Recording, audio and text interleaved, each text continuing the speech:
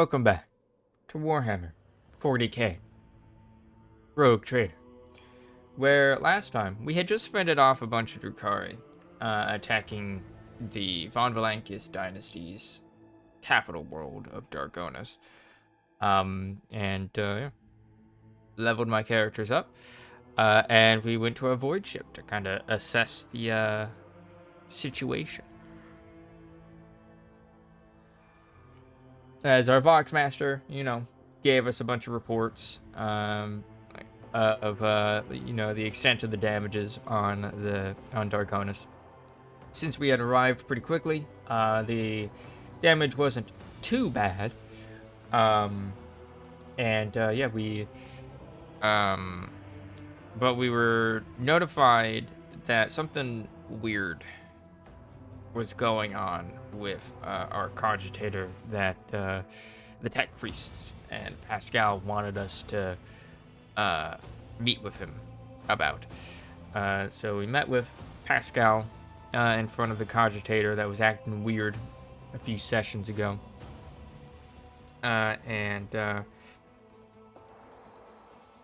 He suspected that the cogitator had developed basically an AI personality named Nomos. And basically he wanted to basically conduct a ritual that could commune with the spirit and then, if need be, purge it, the machine spirit. And so we started carrying out this ritual, and the cogitator awakened and spoke, and somehow got Pascal to be quiet, to mess with his Vox augmetics, and so we were able to converse with this Nomos. It's a burgeoning AI, and we kind of told it hey, don't put Pascal on mute, let him speak,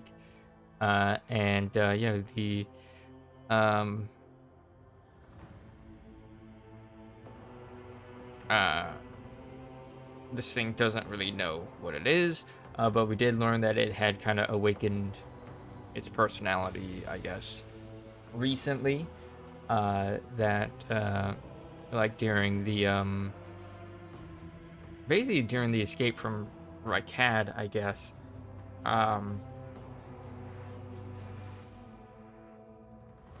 Or if not, oh hey, whoa, haven't gotten one of those in a while.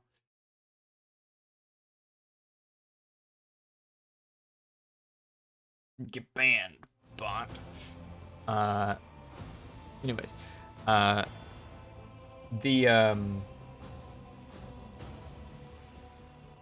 be banned, machine spirit, abominable intelligence. There's a bot, a follow bot in chat. Giving those messages that's hey, you want to buy followers? It's no. Anyways, now that we have purged that malevolent machine spirit from our chat, this particular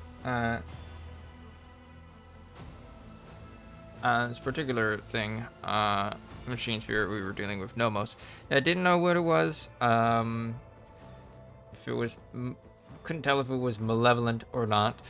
It kind of showcased its powers to us by basically frying a person's augmetics, because I asked him hey, what can you do, aside from being a super fast cogitator.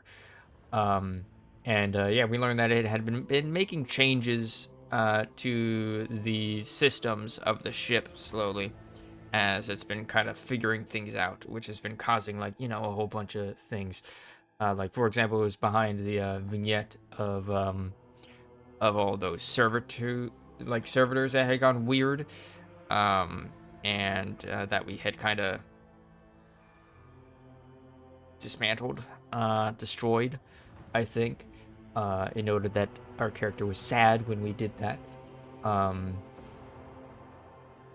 and yeah, we kind of when he fried like a person's argument, we were like, hey, no, you can't just kill somebody like that.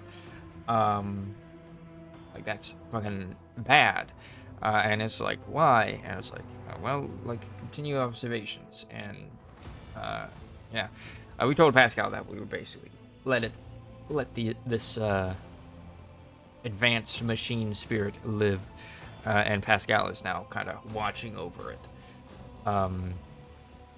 As yeah, following that, we were told that the people of Dargonis wanted to hold our what was it, like Magnae Accessio, our kind of ascension, like our proper like ceremonial ascension to the, I guess, throne of rogue tradership on Dargonis. And so yeah, we decided just like, yeah, let's hold it. And so the master of ceremonies was brought up, or like we were asked by Vigdis like how we wanted, like what we wanted like the tone of the festivity to be. We picked the iconoclastic one, and we were like, yeah, give out food and fuel to the poor and needy, to help them in these trying times. And they're like, very well. It's like, would you like to start the ceremony now? It's like, yes, get it done. As yeah, we like cut to back on Dargonis. We see kind of like a little cutscene of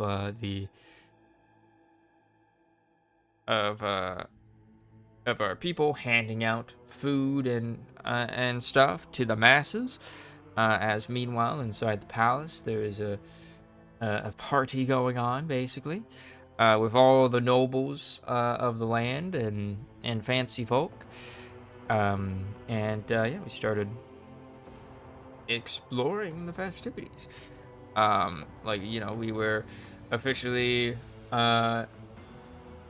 ascended to the throne, and then we had some time to just like chat with guests and stuff. We were told that you know, the other two rogue traders of the Cornus Expanse, Caligos Winterscale and Insignia Corda, were also here to visit.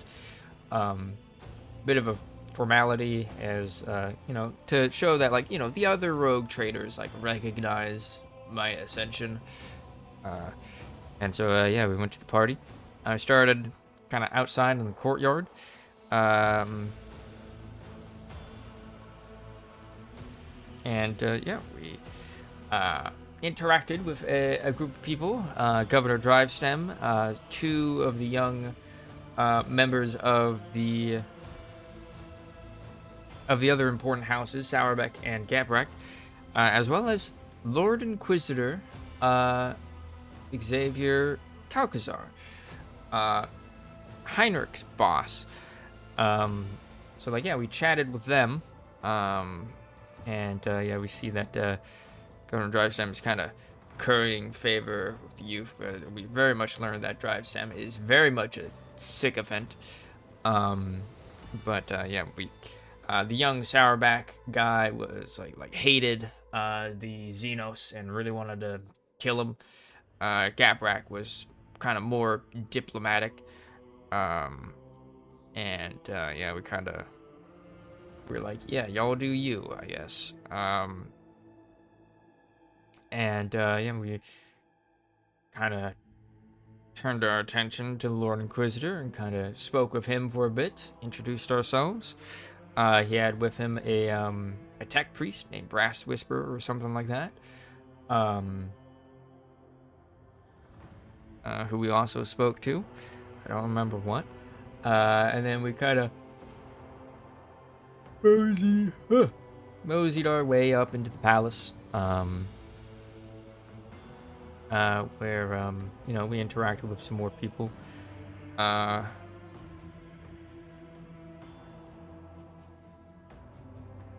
Trying to think if there was anything really important.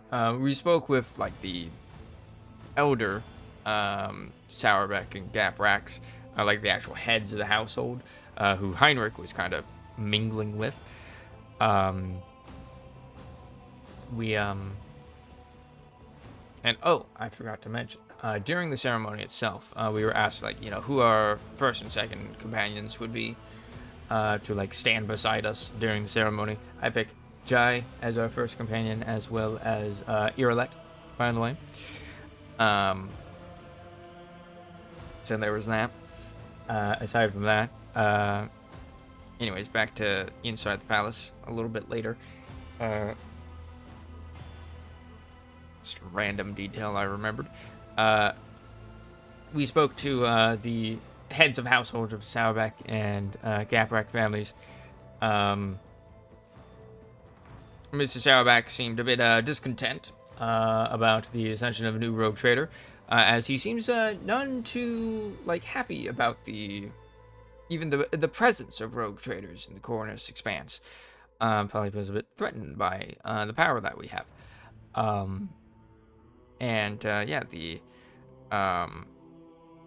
As meanwhile, the lady Gaprak, Tortiana, I believe her name was very apologetic about what happened on Kiavagama. Very miffed about that. And we're like, hey, never forgive you. Just make sure, doesn't happen again, and make sure you endeavor to make Kiavagama return to its full potential, basically. We also turned our attention to Lord Sauerback's wife, who was apparently incredibly beautiful. Very much had the opportunity to flirt with her. We gave some compliments, and then kind of stopped speaking to her when we noticed that Mr. Sauerback seemed upset that we would address his wife instead of him. And then Heinrich being there, we also he pulled us aside and said, hey, can I talk to you somewhere private? And I'm like, sure. And he kind of gave a fumbling warning to us, basically, that something was going to happen later on at nearing the end of the festivities. He couldn't tell us what it was, and that he was breaching protocol, even warning us that something was going to happen. We thanked him for that and said goodbye. Had the option of placing our hand on his or kissing him, but those seemed like romantic gestures. Didn't do that. And so we're just like, thank you for the warning. I will take it into consideration. I will keep it in mind for later. And following that, we then spoke with the other rogue traders in the. Oh wait, no. Before that, we found Pascal and a strange servitor next to him, and we spoke to them as we had found out that Nomos, our new burgeoning AI, had been given a little servitor body that they could use to leave the ship with. With just a fragment of its machine spirit. So we kind of talked to it. And Pascal has been kind of, overseeing the activities of Nomos. Nomos wanted to speak with us, and we did. We just kind of talked to it about stuff. And whatnot. Kind of learning a bit more about it and kind of how its personality is developing, I guess, as it seems to it kind of went over some of the events that we've done in the past since the beginning of the game, and trying to understand the reason why we had done those things, as it is kind of starting to comprehend the idea of a soul. It's not quite there yet. And that there's this something that distinguishes humanity, or just organic life, from machine life, like Nomos, organic intelligence versus machine intelligence. It's starting to kind of pick up on that difference, but still kind of struggling to connect the dots. Um, and so yeah, it's kind of going over these different scenarios and our decisions doing them, and trying to like understand why we did things. As it made a conjecture, it was right, more or less right. Um, Basically, like you're a kind person, really, um, and like will of the spirit and all that. Um, so after that talk, then we went to speak with the rogue traders, Caligos and Incendia. They seem the both of them seem very much at odds with one another. Hieronymus Doloroso was also there, as we learned that Incendia, or Hieronymus Doloroso, is the confessor for Incendia Corda, who seems very religious, deep in her faith to the God Emperor. Meanwhile, Caligos is very laid back, kind of like a bit sleazy, and very aggressive, very wild and fierce. Which apparently he was not like that for uh, going further back in the past. He was used to be known as a guy who was like a man of the people, but now he's kind of this like fierce, like warlike, kind of violent man who doesn't really care about the fact that he's a rogue trader. He's kind of just left his protectorate to fend for itself, really, while he goes off gallivanting in space, doing his own thing. Insidious does not like that, and she was upset that we interfered with her plans of taking Footfall. And I was like, hey, I was just helping the people of Footfall because they were literally starving. So, like, that wasn't anything personal.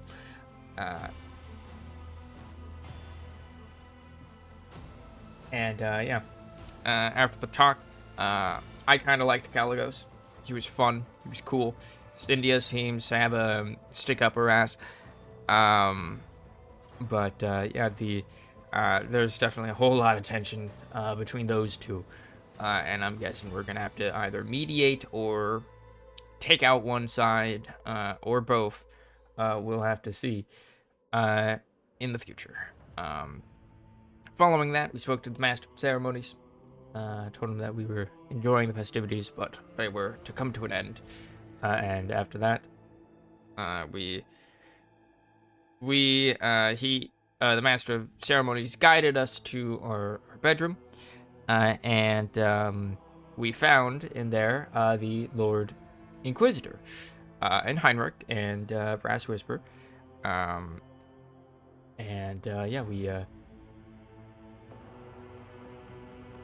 We learned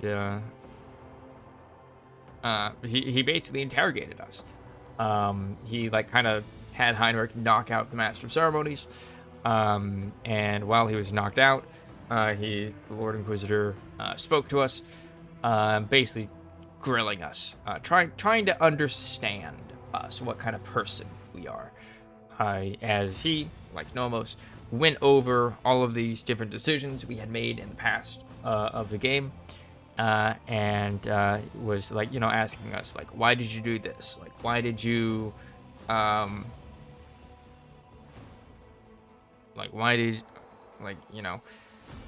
didn't you call Exterminatus basically on when I had Minoris? And like, why did you prioritize getting people out?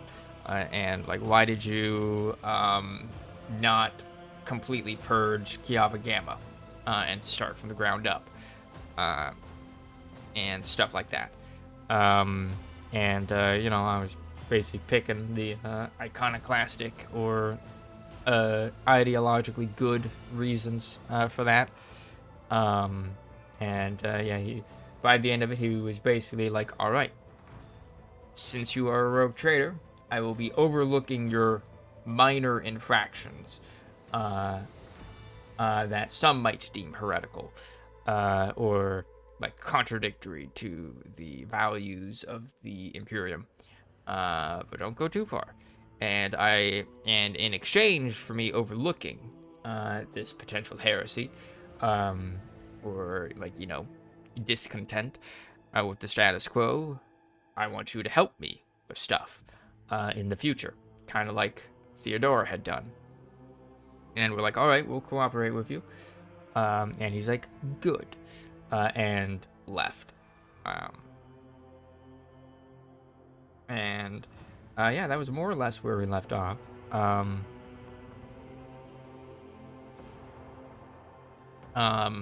So like, yeah, the next day, or I guess a few days later, some time had passed as we had adjusted to our new role, and Plantia Versarian came into our office as we were doing work, and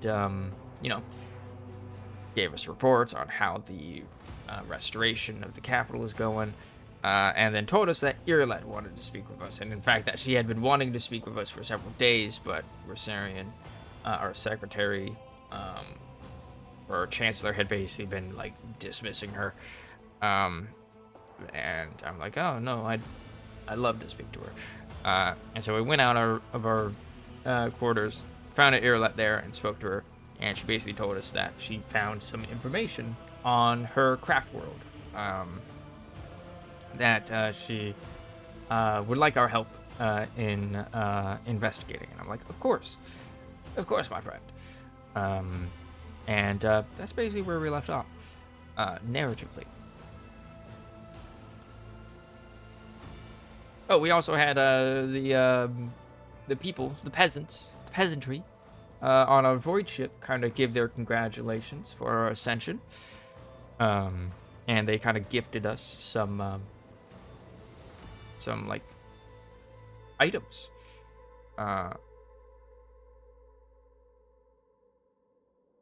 So now we have a bunch of cool equipment around our ship.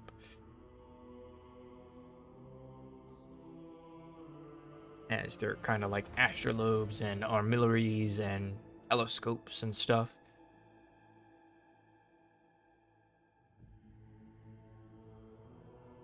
That was nice of them.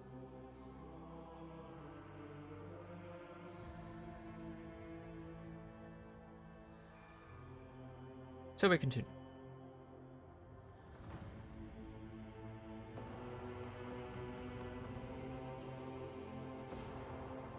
It was a long summary too. A lot happened last time.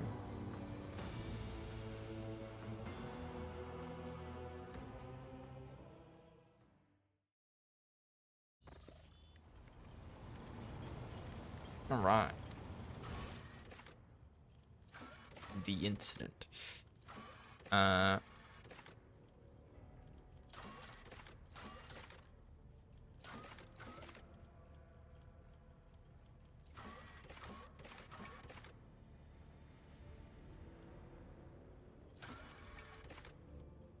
Okay.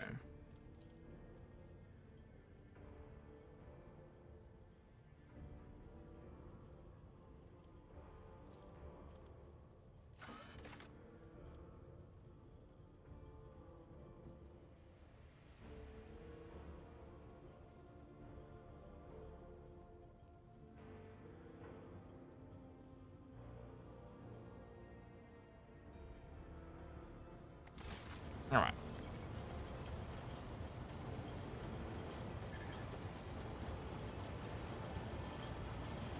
Testing void shields. Confirm receipts of instructions. Do you copy? All is well on the bridge, Lord Captain.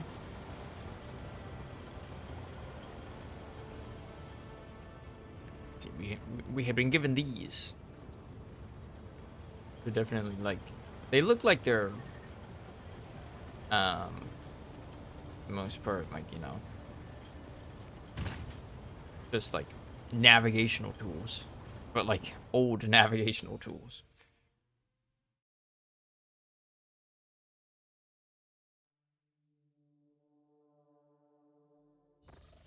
Right. Let's see how the colonies are doing. Do we unlock any new ranks? No? No, unavailable.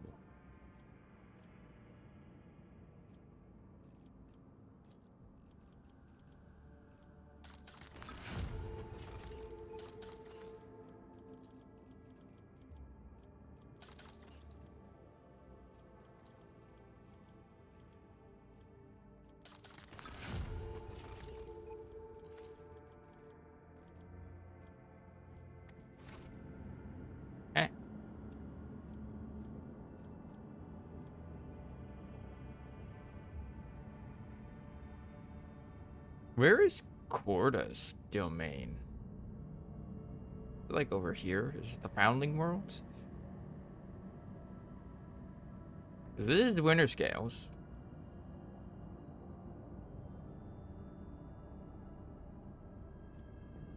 Alright.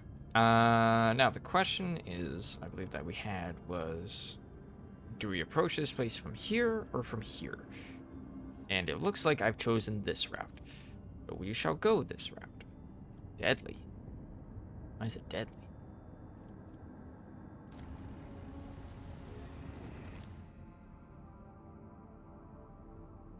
Wait, what?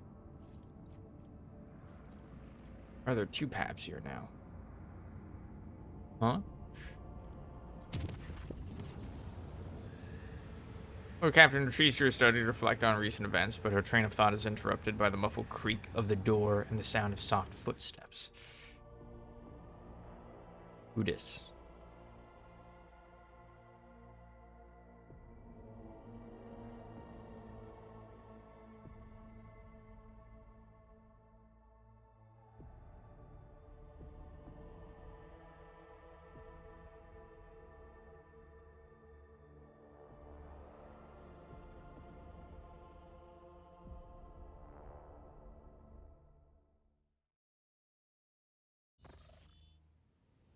You're like,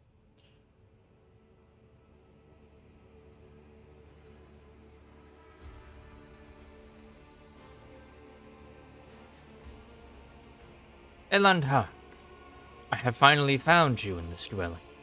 Irlet comes closer and smoothly makes an unfamiliar gesture with her hands. This symbol has many meanings. Humility, grief, loss, shame, regret. I hope you will accept them all, because I am sorry for what happened to your world, to your subjects, to your palace, and for what my kin did to them. Your kin? You've never referred to the Drukari as such before. For a few seconds, Irlet is silent. We come from the same source, Elantak. We share the same blood, even though the Drukari's blood is distorted and their souls empty. It is a fact that cannot simply be brushed aside.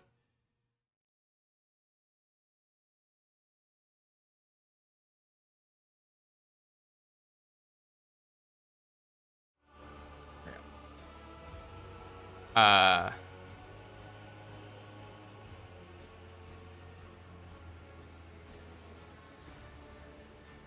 are you apologizing? It's not your fault. Irlet shudders, so slightly that you almost miss it. She opens her mouth, then turns away, searching for the right words. My words will not heal the wounds, nor bring back the fallen. They will not restore your protectorate, however. Irlet falls silent, and her deep, piercing gaze seems to reach down into the very depths of your soul.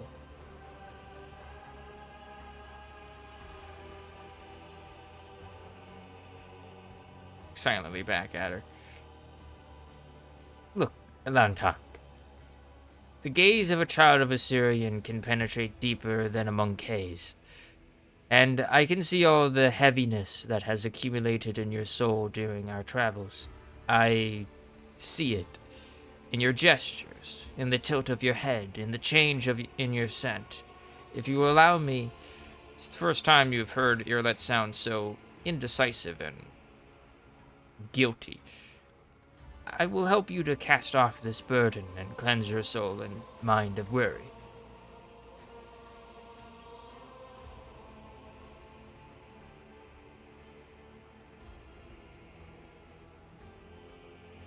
Burden of my responsibilities has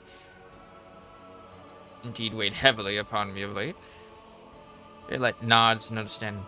Together we can try to ease that burden. I mean, I feel well. Perhaps that is the song your body sings to you. But the exhaustion of mind and soul is much more subtle and easily missed. How exactly you're going to help me? It is difficult to describe, Elantak. But your soul shines bright, and your mind is strong enough for you to be able to immerse yourself in your own mind and cleanse it of unnecessary cares. I am still not sure that your species is capable of such a thing, but it is worth a try. If nothing comes out of it, then the only thing you will lose is a small fraction of your time. And I will be your guide on this journey. I will help you to enter the meditative state, to get to know yourself. Of course, that is, if you let me.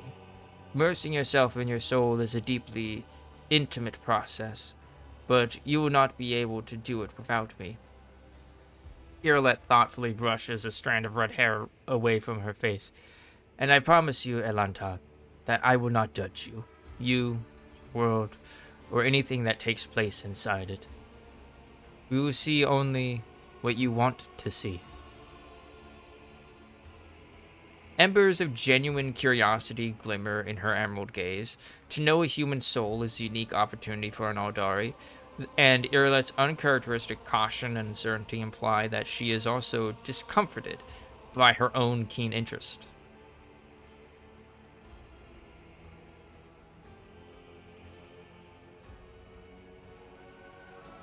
You are a little curious to see what's inside my head, aren't you? Irlet, looking offended, crosses her fingers in a new gesture. Meditation is not a tool for achieving lowly goals. It is a healing spring for the soul.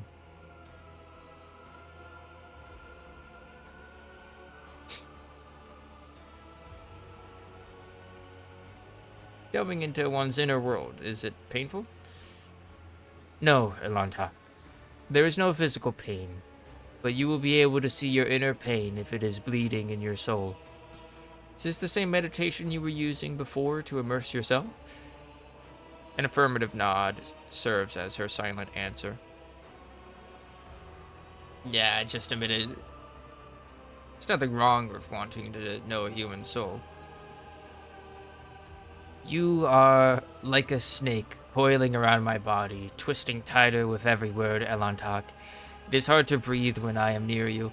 Irlet furrows her brow and crosses her arms. You are tired of fighting the raging waters of your life, and so I am holding out my hand to you.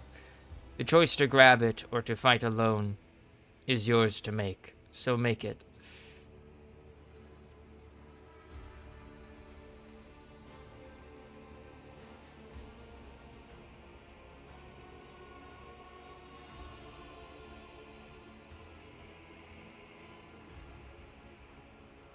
Very well, Irlet. Show me my inner world. Irlet nods slowly. She's clearly surprised by your compliance. Then we need to find a suitable place, somewhere quiet and serene. The bath. Let go of everything, Elantak. Doubts, fears, emotions. Cast them aside. Good, now try to look inside your soul. Look at it, shining timidly and something. I hate auto-advancing dialogue.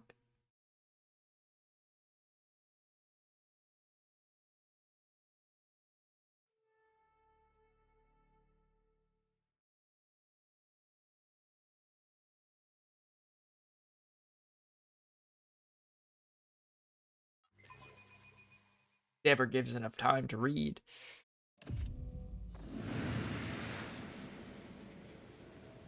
Did it, Elantak. So far your world resembles the real one. Soon you will learn to go deeper. Remember that everyone here is just a reflection of your thoughts, feelings, and desires. Do not something. Do not be afraid to look them in the eye.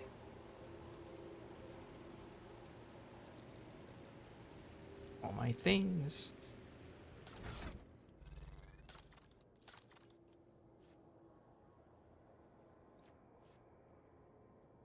Immaculate servos. Oh, when the fuck did I get this?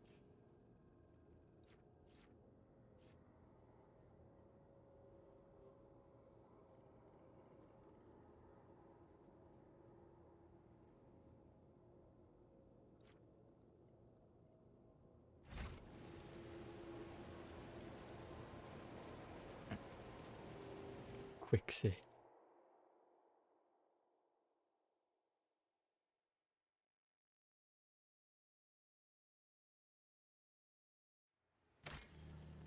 Oh, we'll just do a hard save. Alright.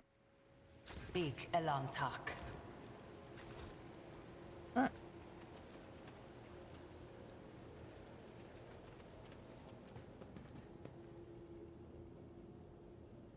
Hey, look, it's me.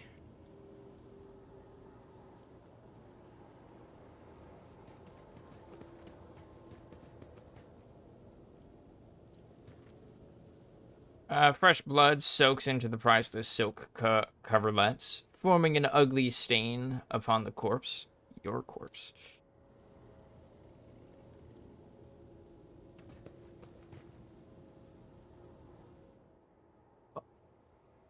All sentient beings are afraid of death. You have to accept the fear first before you can get rid of it. Everything you now have was served to you on a silver platter, but do you deserve it?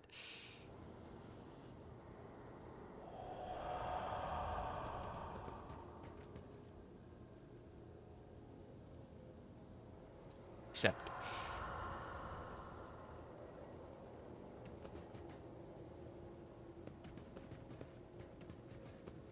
In this tapestry of a world, I am the rogue thread. Standing at the helm, peering into the darkness of the cosmos, you feel as lonely among the stars as I do among my own kin.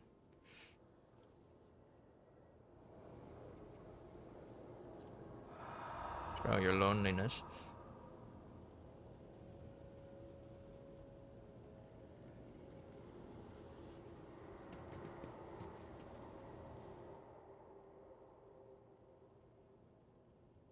Oh.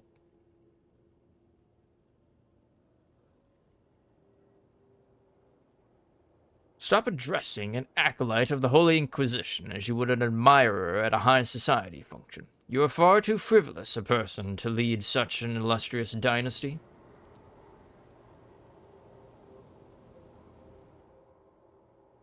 When duty closes around your heart like an iron trap, would you choose intimacy and captivity? Or would you break out of the trap and be free, leaving your wings behind?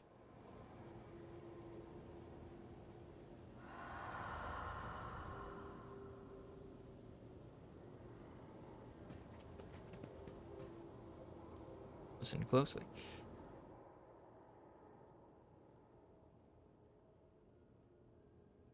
Got rid of one rogue trader, and we'll get rid of her too. Paranoia. Everyone, from the lower decks to the senior officers, hate her. I hear their Vox transmissions. Mutiny is brewing. As long as I can still use her thrones, I don't care. Once betrayed, it is hard to put one's trust in others again, especially those closest and most loyal to us.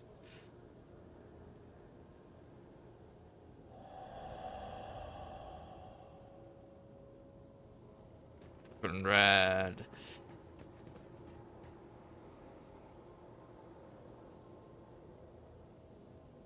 Have you already forgotten me, Medea? Oh, don't ever forget me. Not even for a moment, because as soon as you turn away, I will plunge the shard of my sword into your throat.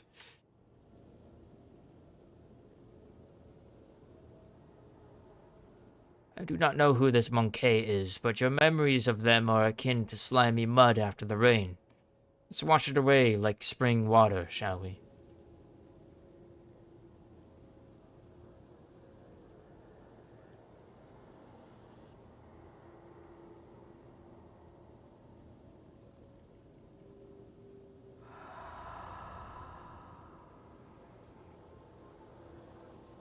One step at a time, amidst the madness. Ooh. Of course I'm with you only because of your throne and your power, Shireen. You didn't hope my feelings were genuine, did you?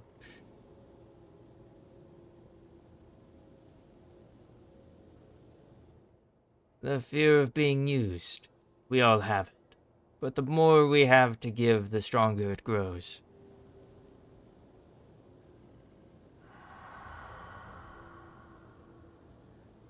I go spreading the Emperor's grace. It goes well. We're facing our self-doubts in a meditative stance with our bestie, who's a Xenos, but ignore that. Ignore that. Don't go reporting to Inquisitors. The burden of responsibility lies on your shoulders, Elantak, and your soul grows dull from weariness. Break the chains of exhaustion. Take a nap.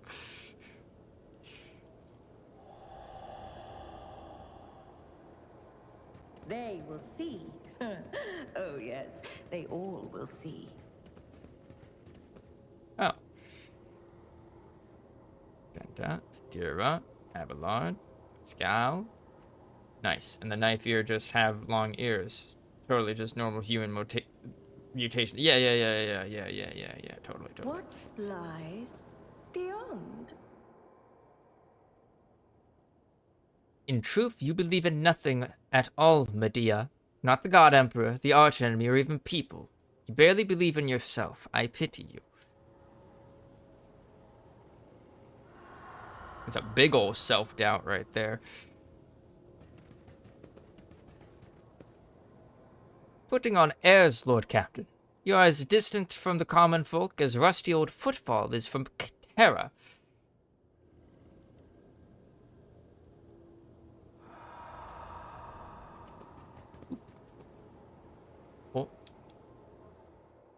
You just got lucky, Monkey. But luck is the only thing you have. You are weak, so prepare to suffer.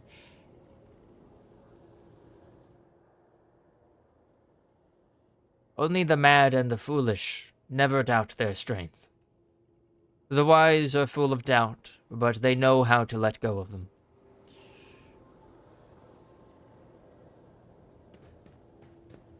Except to let go of your doubts. Abelard. Lord Captain, your decision will doom us all.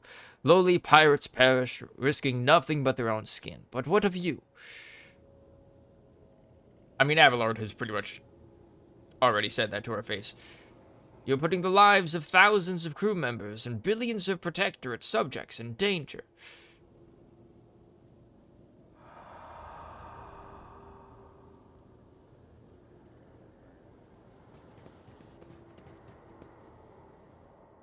Unit Medea von Valankius's crimes against the sacred laws of the Omnissiah have been logged. Retribution is imminent.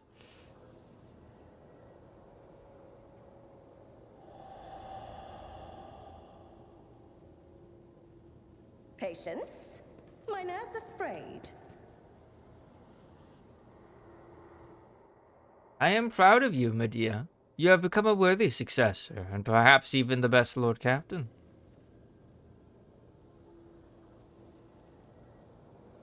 Some words you need to hear at least once to believe them.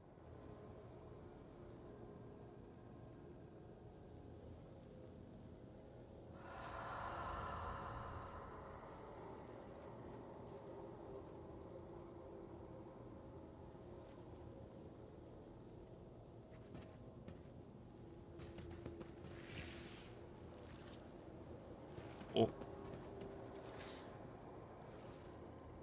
Pascal, what are you doing there? In this tapestry of a world, I don't think Pascal is supposed to be there, guys. Thread.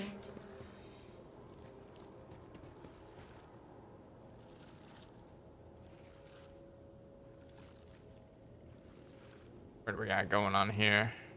Got some warp beasts. Got some... I mean, they look like... no, they all look like demons and cultists. One step at a time, amidst the madness. Do you see yourself now in Lantak?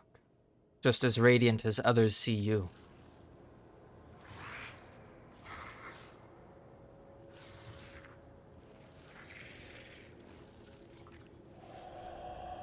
Chapter shop.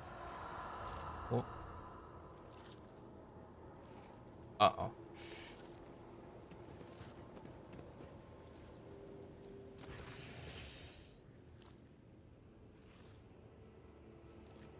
What is this, monkey? The voice of the incorporeal echo that has made your soul its home seems to sound only in your own head. His face tenses in surprise, her features becoming even sharper as she stares in confusion at the ghostly figures. She says nothing, stealing glances at you, then at the figures again, as if she's waiting for something.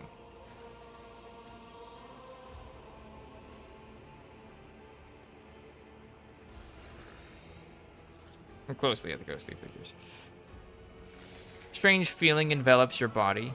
You feel yourself become lighter than air, and inside your mind, your thoughts are racing at an incredible speed. You are not yet aware that you are looking through the eyes of your ghostly echo and observing from afar, all at the same time. The inner world changes under the force of your will, and you can now control your own echo. You can now do something that you would not dare to do in the real world.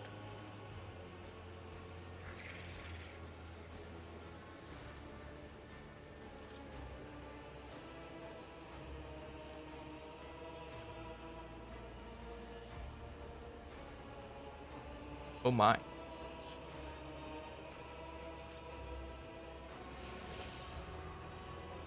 Oh my.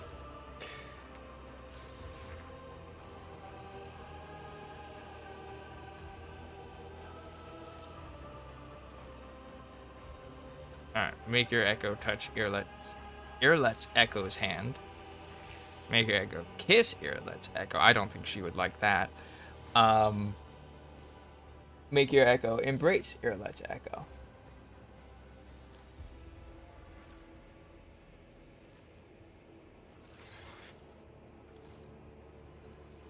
Or resist the temptation.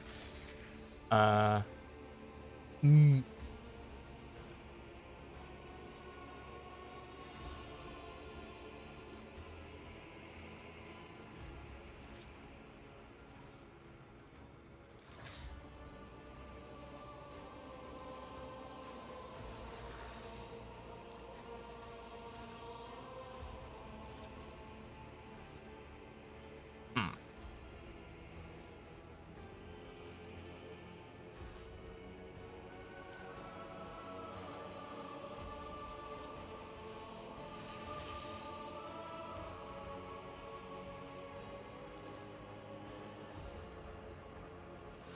mean, let's see. Touching hands. Out protection? Like, come on. That's absolutely degenerate.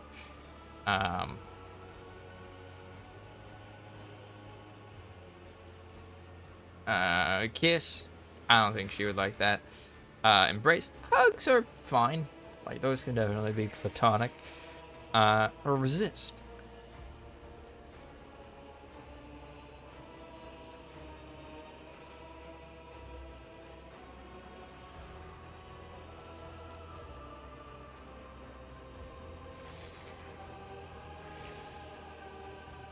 Hello, Clever Blue Wave. How you doing? Welcome in.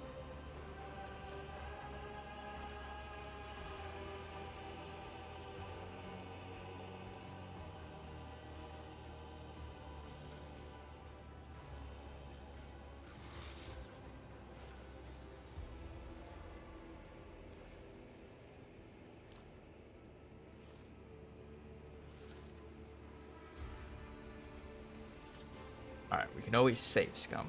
This goes catastrophically. Go for the hug. Nice platonic hug.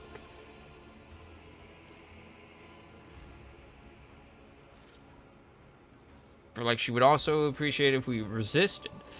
But I feel like that would also end the potential platonic romance route. So like, you know, hugs.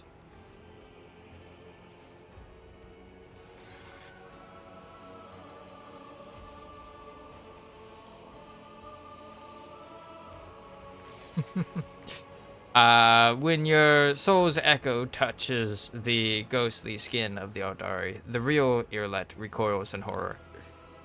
Big oof. So these are the dormant desires lurking in the depths of your soul, Monkey. Promise not to judge you, but this is not something I can tolerate.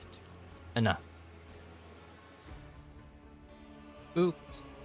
Yeah, I probably have to just resist. You can always see what the other options are.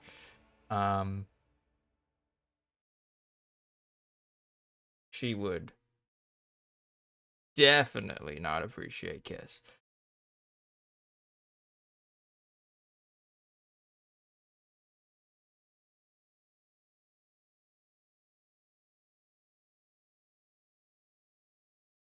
What time is it?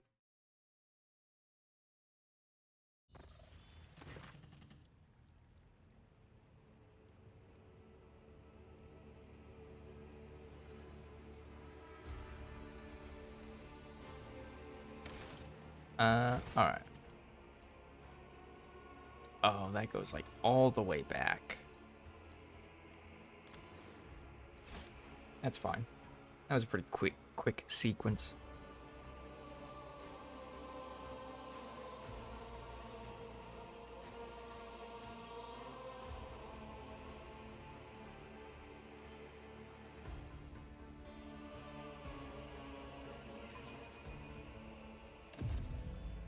Alright.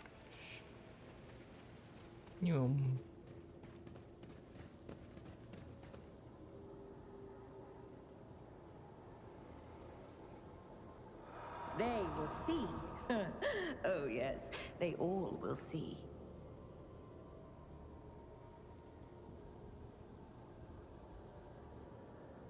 You always have that huge ass mirror. It kind of reflects.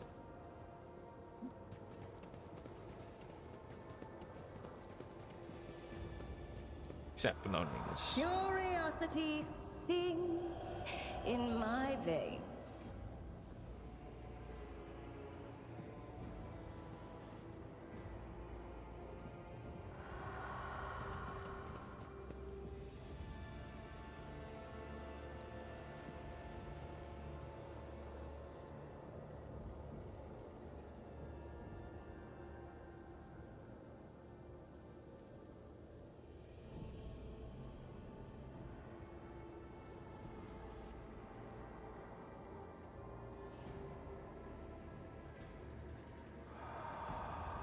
There will be no peace in my wake.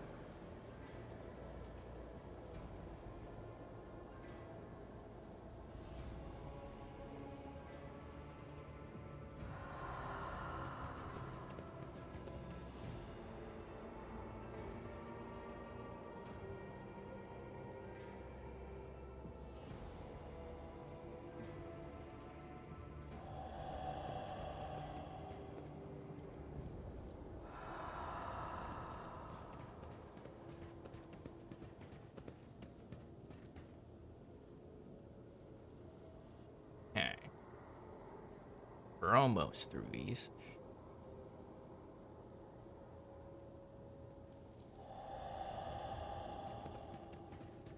Oh, forget both of them.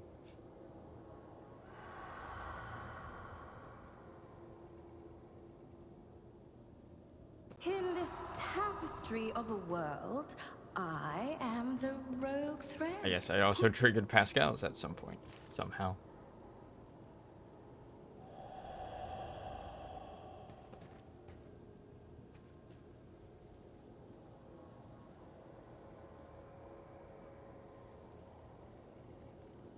Let us seize the moment.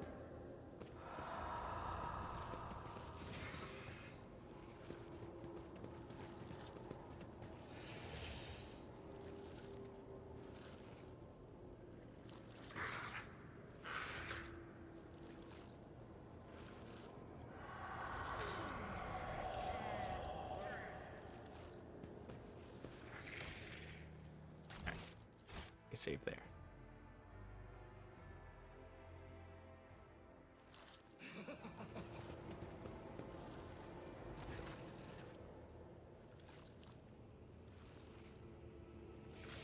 Are you surprised these particular echoes my world?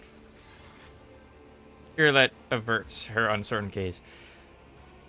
I did not think there would be a place for me inside a human soul, and the memory itself, clean, not distorted.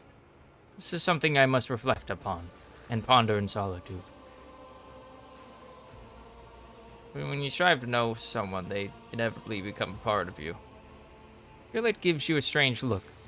Your words trouble me with their sincerity, Elantok. Your mind is much cleaner and loftier than I imagined. You become a part of someone. For a second, Irlet lapses into thought. Look at him. Alright. We're gonna pick the most degenerate option. Touch your hands. No gloves. 100% skin-on-skin contact between hands.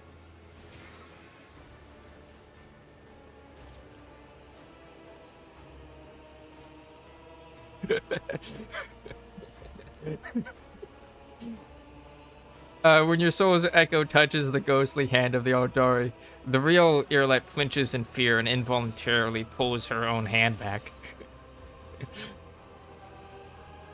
Please, Elantak, this may be your world, but I... do not do that again. Irlet's words echo across your world, and the ghostly figures begin to disappear. The world around you starts to stretch endlessly. It is time to return, Elantak. Your soul is not yet strong enough to endure prolonged immersion. Take a deep breath, and... okay, that seems like a better ending to that.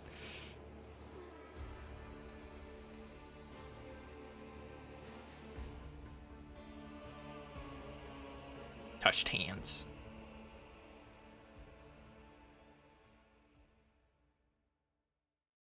Here, let's echo. My echo are now pregoginant. That's how that works biologically. Like 100%. Alright, let's see if she's angry with us.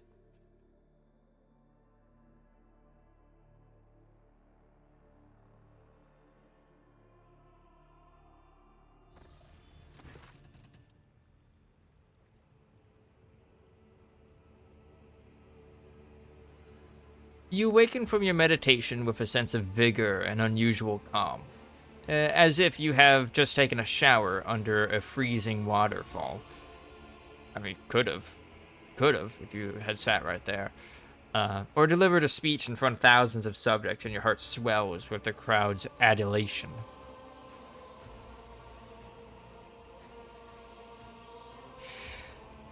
Medea, you are awake. Irlet starts at her own words, realizing that this is the first time she has ever called you by your name. Is it? Yeah, she always calls us by Elantak. Your soul shines too radiantly for a human, despite all the litter that had accumulated in your soul. Litter, she calls it. All those self-doubts and loneliness and responsibilities. It just litter. You can get rid of litter, but the light, try to preserve it, Medea. It draws the eye like bright stars in the night sky.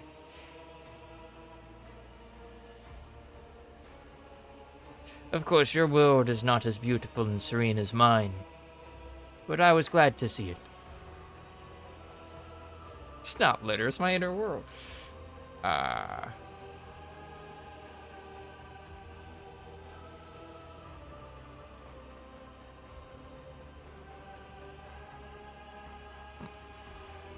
feel like I've been reborn. This is the cleansing of your soul, Elantak. I hope that now you understand the importance of keeping it free from unnecessary litter. And could you help me with meditation again?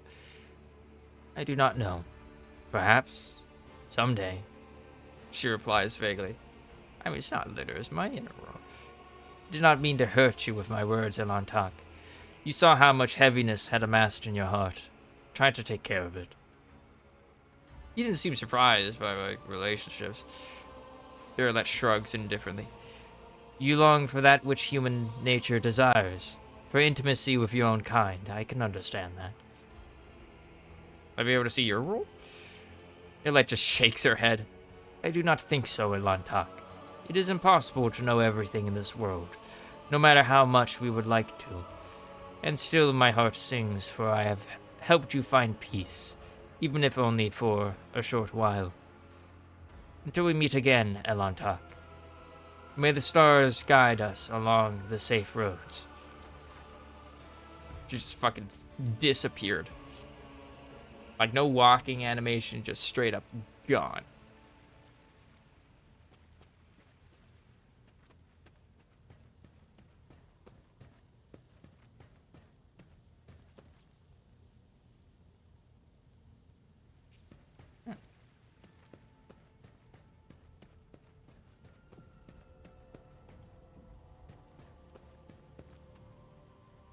Who's our Frank?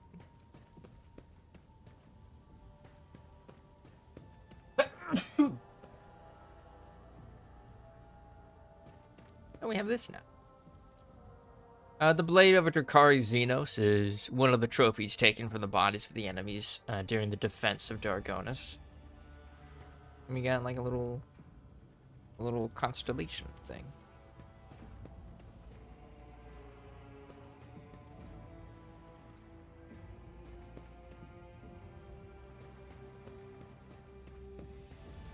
Just accumulating trophies.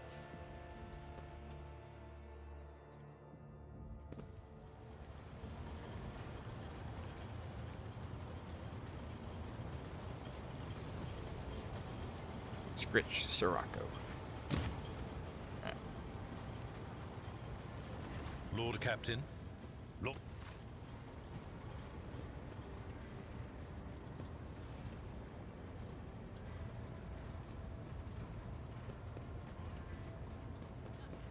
If there's any follow-up dialogue. Elantak. Still unworthy? Yeah, Tasha.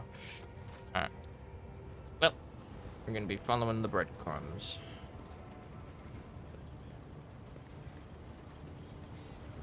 Why does it seem like there's more bridge officers now?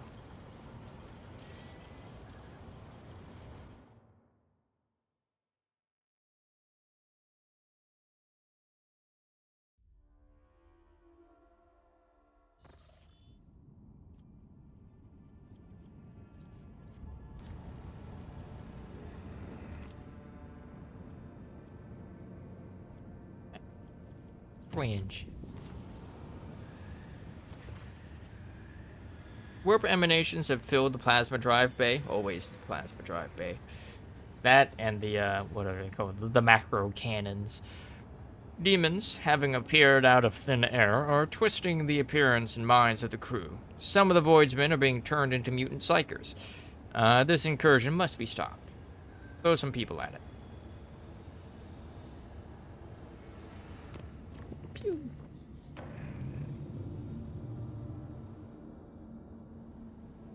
Nothing?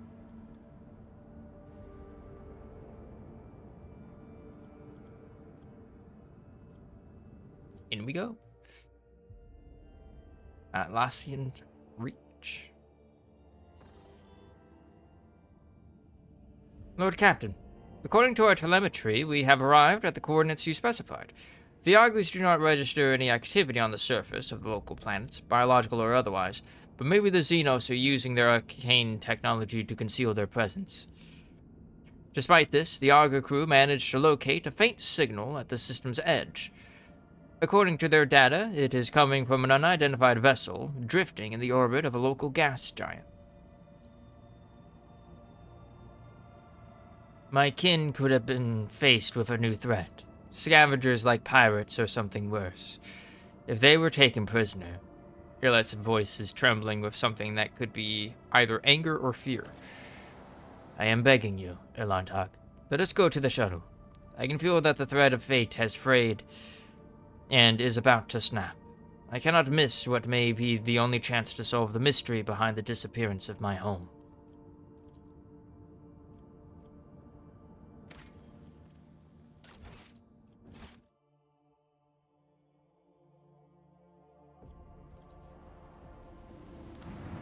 Okay.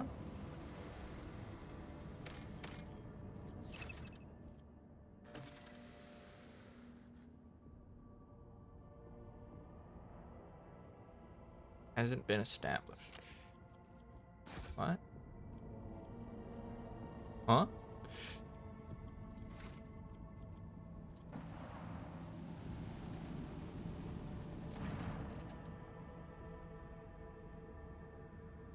Lord Captain, there is an unusual cluster of binary asteroids before us, rich in rare metals and valuable minerals. They are moving in a fairly stable orbit, which suggests the possibility of constructing a mining station inside the drift.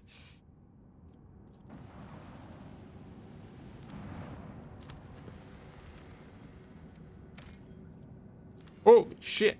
12 adamantine? Yes, please. Space dust.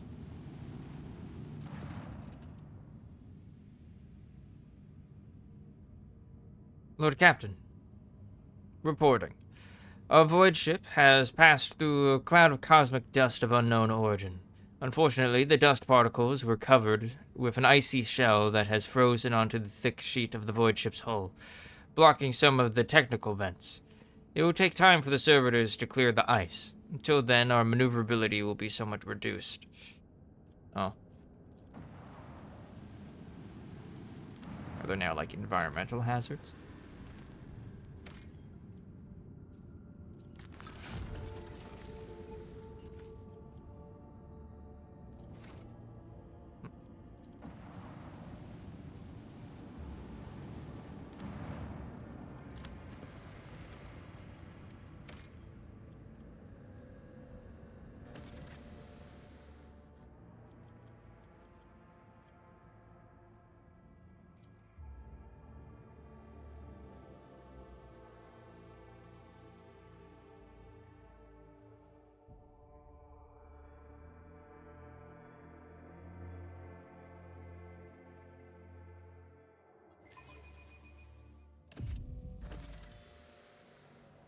Explore the void ship. Plans aren't responding, but an unidentified void ship was discovered in the system. You're led to ask Lord Captain to find out if the vessel's crew knows something. Intimidated officer.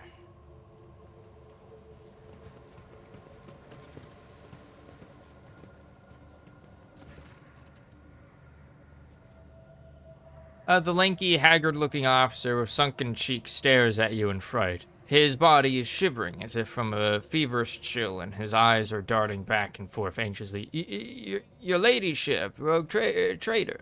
What brings you to our humble ship? Stop shivering like a leaf in the wind, monkey. Answer me. Have you seen others like me in this system? If you have, tell me where, when, and under what circumstances your paths crossed and diverged afterwards. The officer's eyes widen at the sight of Irlet. His face grows even paler than before, and his lips move in a wordless prayer, unable to utter a word in response. A whirlwind of orange and blue torments their souls. Can you not feel its gust in the air all around us? The hues are terrifying indeed. Who are you? We are... The officer swallows, gives you a strange look, and then closes his eyes. Forgive me. He pointed menacingly.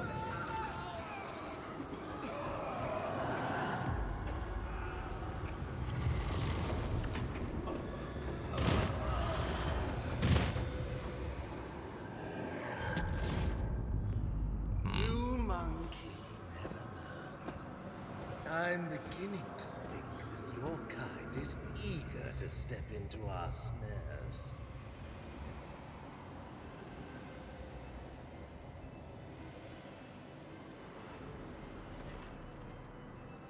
You gasp, sucking in the poisoned air, each breath scorching your insides with liquid fire from throat to lungs. Every cell in your body is engulfed in maddening pain, as if you are being doused in molten metal, skinned alive and subjected to yet another form of torture. You hear sounds coming from somewhere far away, the moans of your people, the shuffling of bare feet, and light footsteps slowly getting closer. Rogue traitor! A long-awaited meeting indeed. You can barely see anything through the haze of agony, but you still remember the voice well. The voice of the Xenos who devastated your capital world. Merzai's face is hidden behind the helmet, but his tone leaves no room for doubt. He is smirking. Irlet, who is writhing in pain next to you, is barely able to breathe out. No, what have you done? Are you dissatisfied, my kin? I promised that you would have your precious craft world survivors. And so you will, and I will take you to them. I might even be there to witness your jubilant reunion. Servo drives whine under the tech priest's scarlet robe in a dogged but fruitless attempt to lift his body. The inferior flesh has betrayed me. You must have punished it poorly, Iron Monkey. No matter. As a captive, you will learn how to apply the art of torture to make it fear the very thought of betrayal. Merzai takes a close look at your companion squirming in agony, then gestures nonchalantly to someone you cannot see. Bring in the injectors. The monkey I promised to Vantius are among them. I do not want these wretches to move an inch until they are in the hands of the Archmachinator. Archmachinator? As for you, there is a disturbing gleam in the Dracon's eyes. You will have your share of paralyzing dreams too, but I am going to keep you. You are far too precious to be surrendered to a madman playing with fire.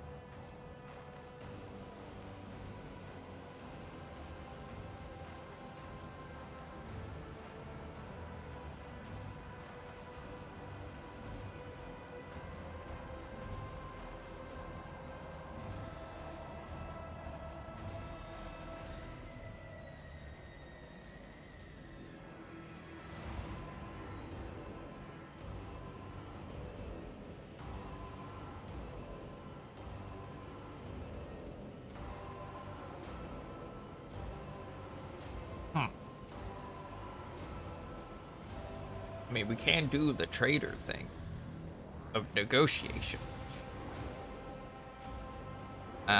You're like you deceitful wretch. Nah, she didn't know. Devious Xenos, I will see you both dead. No, Irlet didn't do anything wrong. She got deceived. Rue crossing me again.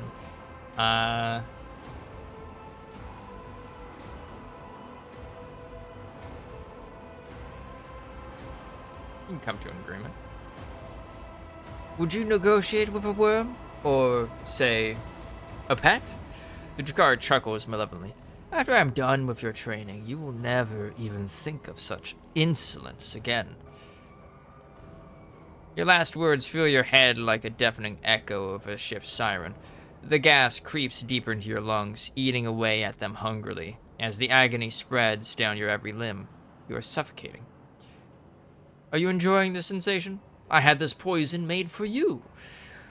Who could have thought that a monkey would one day earn such an honor?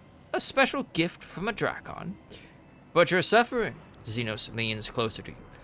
I knew the taste would be exquisite were I to add a touch of the Drukhari's talent for extracting anguish. However, there will be time for that later. No matter how I wish to play with you all one after another, I need you for a purpose, rogue trader. Cormorag awaits you. All of you. Mandrakes, take them. Leave none behind.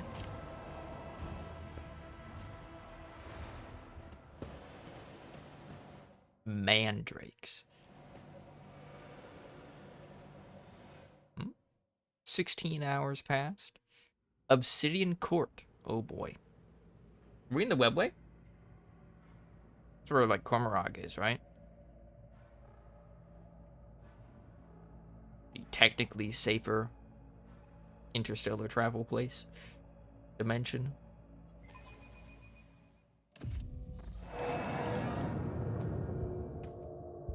Oh wow. Look at those spikes.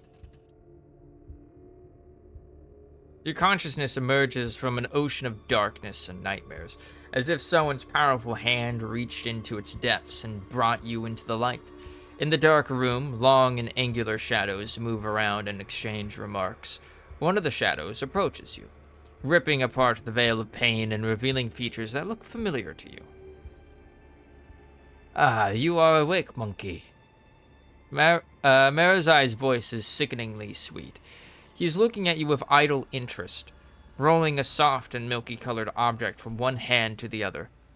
Our toxin masters spared no effort to drag you out of the induced dream. I must commend the Nightmare Weavers. The emanations of fear you exuded in your delirium are worthy of the highest praise. However, it is time to finish what you were brought here for. It's time to work for the good of the Cabal, rogue trader.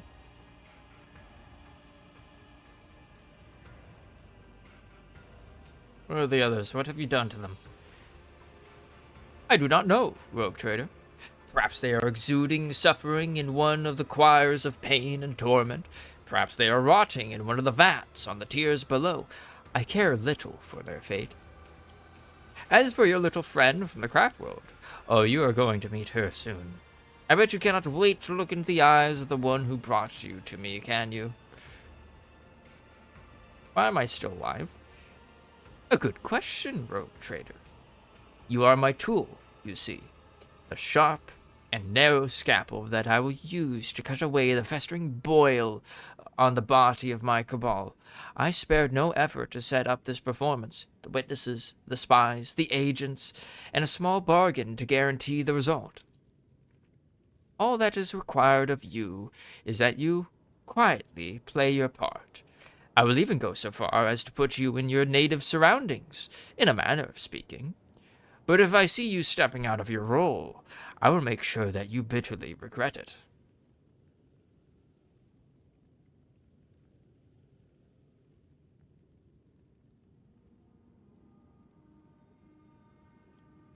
Might be able to play my role better if I actually knew what it was. I shall do what you want. I have had enough suffering. How about we make do without roles and posturing? There is still a chance to strike a deal. Erzai laughs caustically. You are trying to hold your own even in the face of overwhelming force. How touching. But enough talk. The Drukhari gestures to one of the shadows near you, and your head is forced backward. Marazai brings the hand holding the strange object closer. You manage to make out translucent, glossy skin, bluish, pulsating organs beneath, and a little head with serrated jaws, before the Drukhari pushes the larva into your face. Baldur's Gate? Mind flayers? Am I getting tadpole right now? Oh, just fucking punched me in the face. Arouse test failed. Ooh. I had a 13% chance.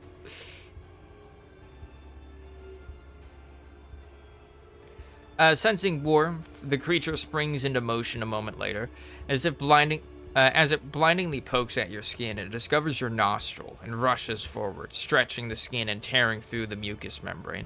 Unbearable pain overwhelms you as the larva begins to force its way through the soft tissue and cartilage, each of its movements causing a crunching noise to reverberate through your skull. The creature greedily bites into flesh and moves ever upward, past the bridge of your nose, past your eyes, and then something alien invades your consciousness. Darkness clouds your eyes, but the sensation of an alien presence does not relent. This is not a conscious mind, but something primitive, yet unbelievably strong in its unknowable pursuit. It is crawling around in your thoughts, scratching them with its sides and changing their shape. Perhaps all this is just a bad dream, a quirk of the intellect exhausted by endless troubles, a calumny of a mind too weak for the burden it was made to carry. Stray light dawns at the edge of your perception. Looking up the word calumny. Calumny, the making of false and defamatory statements about someone in order to damage their reputation. Slander. Okay. Okay. I see.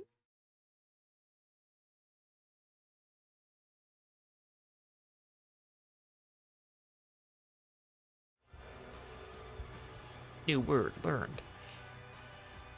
I don't have the carouse necessary for this shit.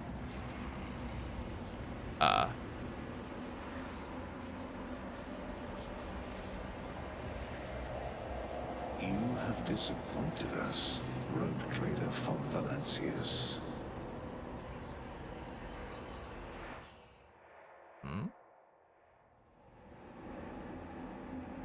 This is my ship. There's a lot of blood coming out. Yeah. There we go.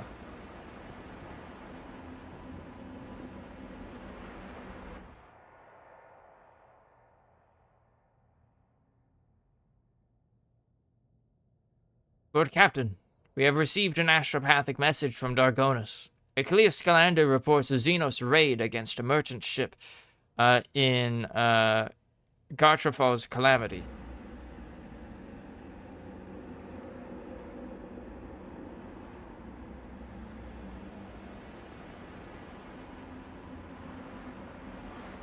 Yeah?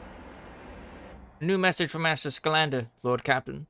Achilles' aides have reported that the Xenos leader will be heading an attack on the paradise world Grantis.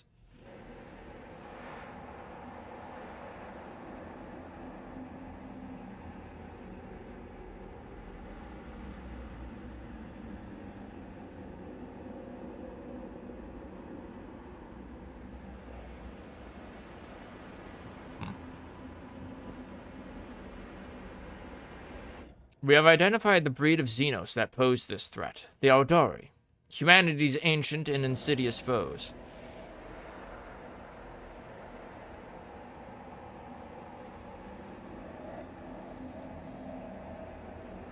I focused all my attention on investigating the attacks across your protectorate. I suspected that there was something bigger behind the Xenos attacks, but...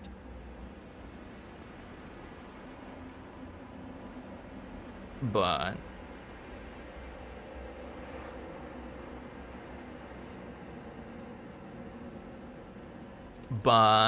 One step at a time, amidst the madness.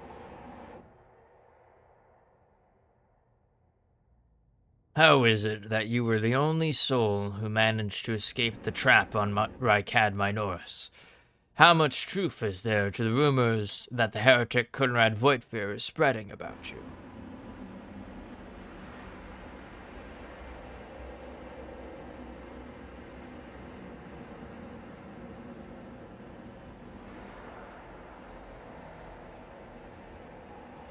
I don't know.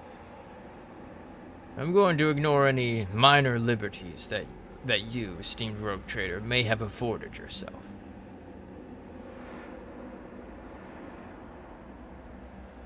Patience? My nerves are frayed. Can't go down there.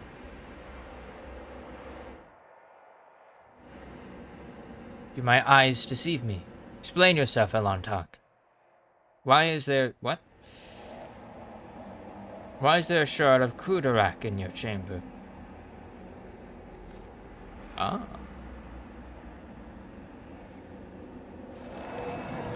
You are accused of consorting with Xenos, betraying the Imperium, and neglecting the interests of humankind.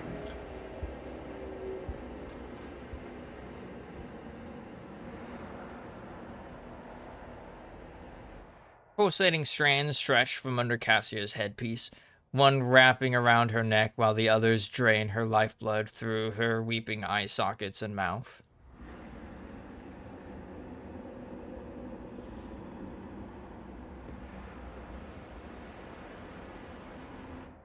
Every exposed area of Argenta's skin is mottled with an intricate pattern of scarlet blisters, crimson indentations, and charred tissue.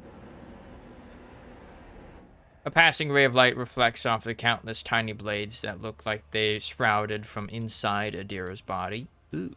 What lies beyond? A terrible way to go.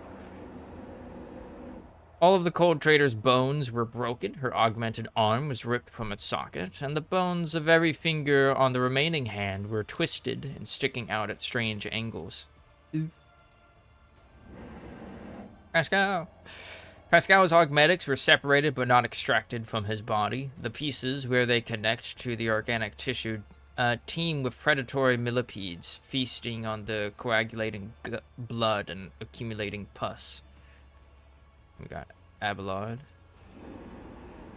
Abelard Rosarian's limbs were amputated and then sewn back onto his body with remarkable skill and precision using human tendons. Ooh. Gnarly. What? The tribunal is waiting for your explanations. Come closer. That wasn't Heinrich's voice. Was it? And here comes our principal witness, the rogue trader herself. Heinrich gives you a cold look. If the presented evidence was not enough to convince you, her testimony will conclude this confusing case, full of oath-breaking, lies, and heresy. You dragged this girl into this trial and now expect someone will lend an ear to a lowly heretic's testimony? Thought better of you, Interrogator von Calix. I was so very wrong. Lady Theodora's voice sounds even harsher and angrier than you remember. The Lord Inquisitor makes a vaguely dismissive gesture. Enough. Let her speak. The sooner this business is concluded, the better. Then let us continue. Shielded by the powers of the warrant of trade granted by the Imperium, Theodora von Valancius more than once allowed herself to openly collaborate with Xenos. You've never seen such a contemptuous grimace on the interrogator's face. She plunged her entire protectorate into apostasy and heresy, including the current rogue trader, and went out of her way to prevent the Inquisition and me personally from maintaining order inside the Expanse. Does the rogue trader admit to fraternizing with Xenos, serving them as a puppet, and rejecting God Emperor's blessed light for the sake of her heretical desires and base profit? You served the Xenos. You rejected his light. You reveled in your heretical desires and craved base profit.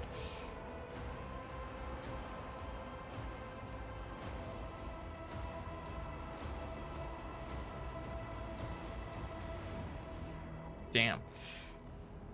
I like that iconoclast. Just like straight up is like, hold up, this shit's wrong. The Xenos are gone.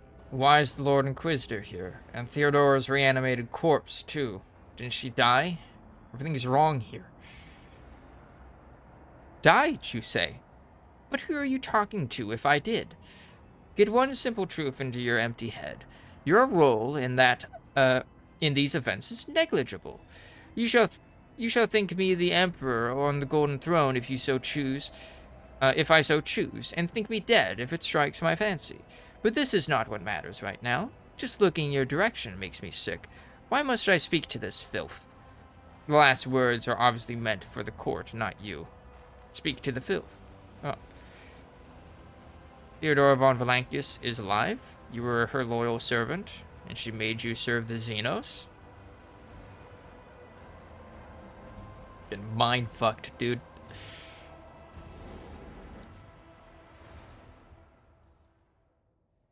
Heinrich bends over you with a crooked smile. Rogue trader, are you all right? Was your heretical association with Xenos so disruptive that you lost your mind? The mocking words do little to hide his irritation. The interrogator is obviously displeased with the turn the conversation is taking. Oh. The Inquisitor leans forward slightly at the sight of your anguish. For a brief moment, the boredom in his eyes is gone. It was amusing, but the joke has outstayed its welcome. Theodora shoots the interrogator a nasty look. It is painfully obvious this heretic is dancing to your tune. Her word against mine. You had lost before you even unsheathed your blade, Heinrich. You need not worry, dear Lord Captain. It was not my intention to bring up unsupported claims. Heinrich produces a data slate and skillfully manipulates the device until he locates the necessary information. The rogue trader uncovered the crimes of the Eldari on the most important agri-world of Von Valakia's protectorate, which feeds many Imperium colonies in the Expanse. But instead of purging the planet of the Xenos menace, she allowed the Inhumans to take refuge in the shadow of her power. They are corrupting Genusian society even as we speak, and who knows, perhaps another rebellion will not be long in coming. It is true, you did it. That is true. I did do that. That's true. That's right. That's actually right. They got that one right. I did do that. The rogue trader's ties to the Drukhari, a different subspecies of Eldari, are just as obvious. Who else could help her divine the carefully prepared plans of the Drukhari, if not other Drukhari? Medea von Valankius always ended up in the location of the next Drukhari raid, knowing for certain they were going to strike.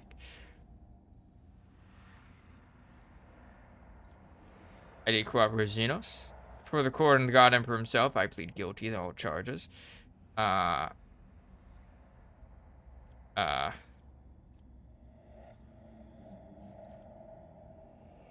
because we didn't, I'm guessing because we didn't pass the carouse check, right? We're probably not given the ability to resist.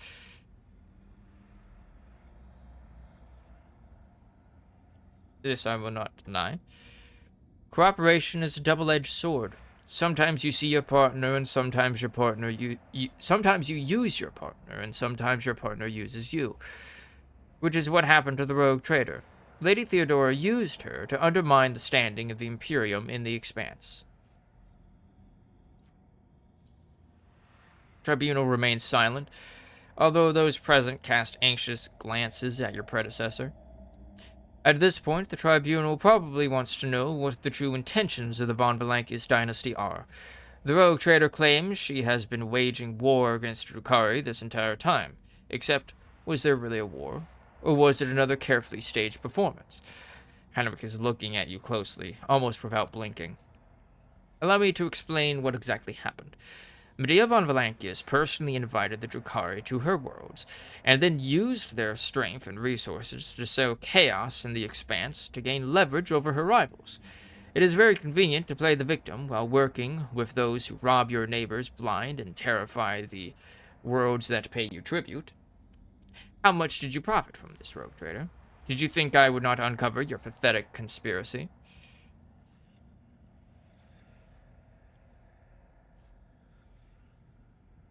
Alright, enough this circus, Heinrich. I did not set up any attacks. Rogue trader, Heinrich addresses you through clenched teeth. You are destroying your only chance to make yourself useful to the Inquisition, to me personally. Do not tempt fate, and do not resist the examination. Are you really saying your war with the Drukhari was not a hoax? Then how did you and your foolish subjects know the coordinates of the enemy's ships every time? How did you know their targets? Do you think your expert on all things Xenos was shrewd enough to divine the carefully devised plans of the Cabal's finest? No, only other Drukhari could do that, and even then, only a few. This means you were in collusion with them. Bull-headed stubbornness does not befit a woman of your pedigree, rogue trader. But since you have decided to deny everything, I will summon another witness. I'm sure everyone will find it interesting to explore this sordid story from another angle.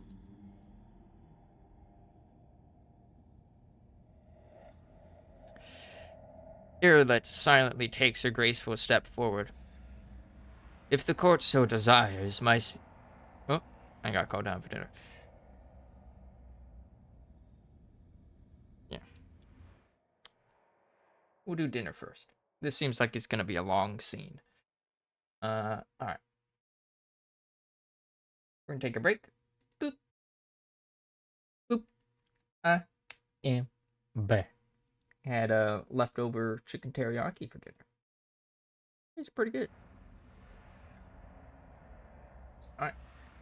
We're in court. Kind of. We're in we're hallucinating a court. And there's a dead person testifying.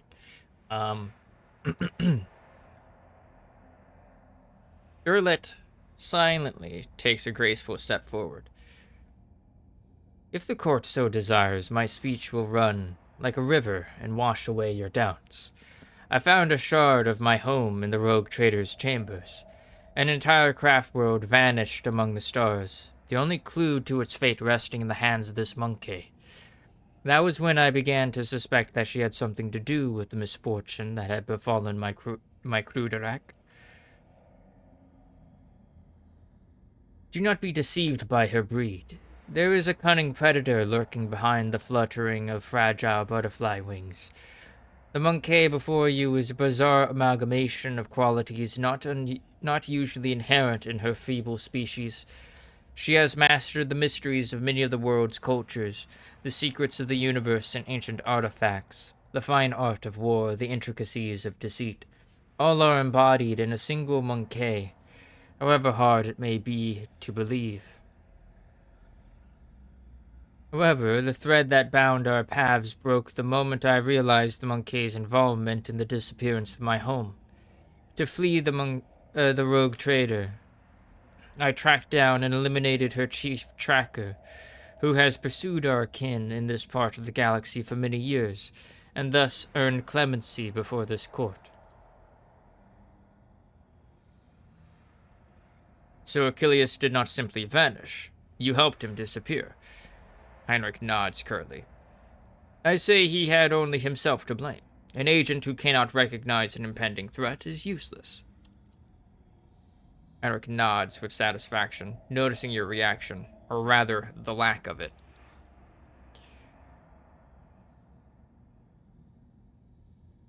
The court has been presented with enough evidence, and I hope no one is harboring any doubts as to the guilt of the von Valankis dynasty. But let us allow the rogue trader to say her final words. We're all curious to know what you have gleaned from this inquiry.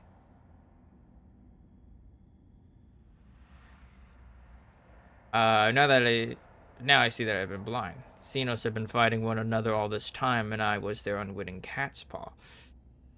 I'm still struggling to make sense of what is going on here. Mercy?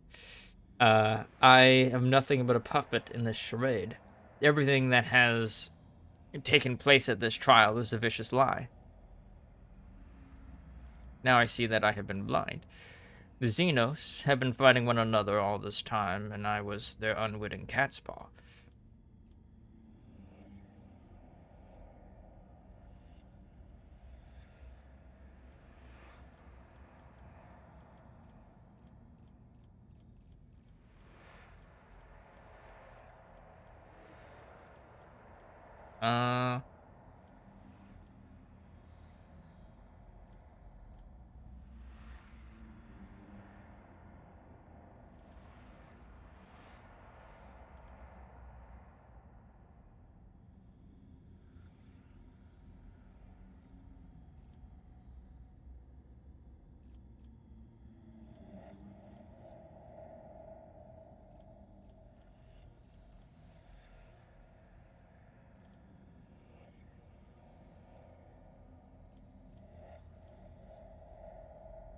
Lies. You try to push the words out of your throat, but they become stuck in a suffocating lump, choking you. Heinrich notices your struggle and quickly changes the subject. The rogue trader is obviously stunned by the realization. Theodora has been using her this entire time to impede me. Enough.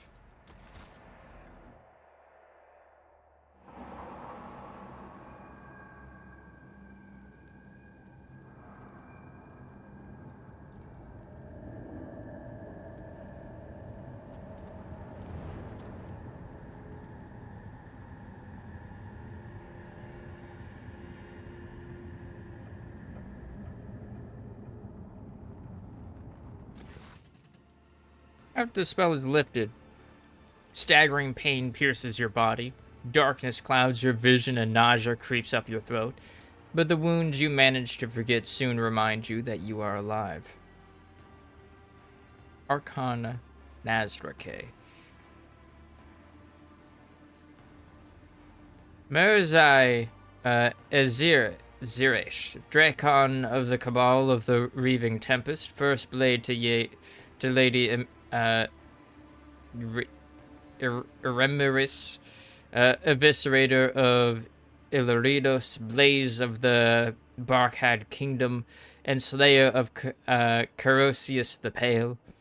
The commanding inhuman voice tears you from the vice of agony, and you see the silhouette of a Drukhari whose very presence makes your innards clench.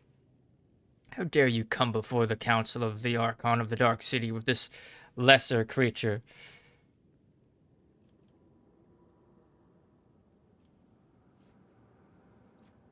Look at the Drukhari upon the throne. One half of his face is hidden behind a golden mask with an intimidating visage. The other half is showing a malicious, sharp-toothed leer. The Xenos' elaborate armor is decorated with skulls and patches of human skin impaled on countless blades and hooks. He carries himself with authority and ease, as though he is the ruler who holds the threads of fate of all those present tightly in his grasp. Alright, 60% chance. Let's go! The Xenos is wearing armor encrusted with jewels and stands calmly next to the speaker. Such behavior is typical of the Xenos occupying the higher tiers of the Drukhari hierarchy, which means you are facing one of the Archons. Look at Marazai. A triumphant grin erupts on Marazai's face, but the Xenos remains surprisingly composed and does not dare to interrupt the unknown speaker. Look at Irlet. Irlet absorbs every word, occasionally wincing in pain and covering her weeping wounds. Her posture and gestures are full of tension, like prey cornered by a pack of predators. Irlet shrinks under the hungry stares of those around her. Listen to the conversation. With the greatest respect, mighty Nazrake, Archon of the Cabal of the Black Heart, first among the chosen, voice of the Overlord of the Dark City, bringer of demise, conqueror of 100 worlds. Nazrake dismisses Marazai like a bothersome fly. The Council of Archons has heard enough platitudes, Drakon Marazai, and no longer wishes to. Sly intrigues, ruthless chill to jagged ice. Turn something something.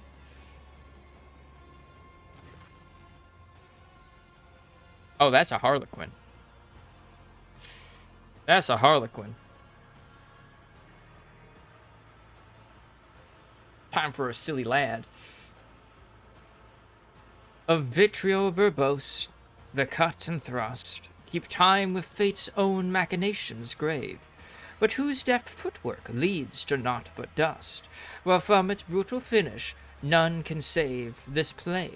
The puppet master granted me, through murky stalls, a path obligingly.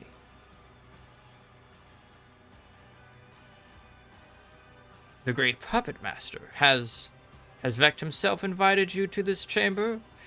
The Archon chokes on his own words, but quickly regains his composure. No matter. You may be our guest, a Rebenian, but you are merely a spectator in this performance, and spectators do not belong on the stage, as you undoubtedly know. Do not interfere. The stranger passes a delicate finger to the lips of his sorrowful mask and says, with a twinkle in his eyes, "A shadow in the shadows will I be." Alright, look at the Aldari who interrupted the trial. The bright motley, the hollow suit, the mask hiding its owner's face, and the graceful, subtle movements. Before you stands a Harlequin, another representative of the multifaceted Aldari race.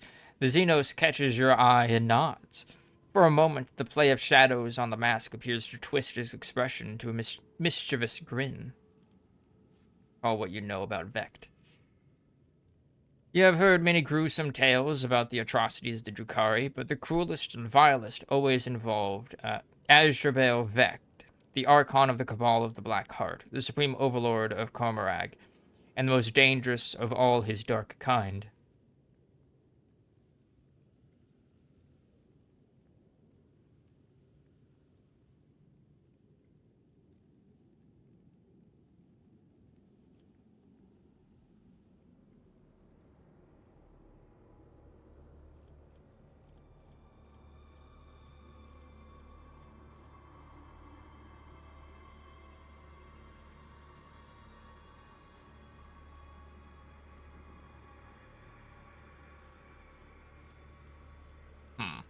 Hey, Archon, or whatever your name is. Shall soon be adding your mask to my collection of Xeno artifacts.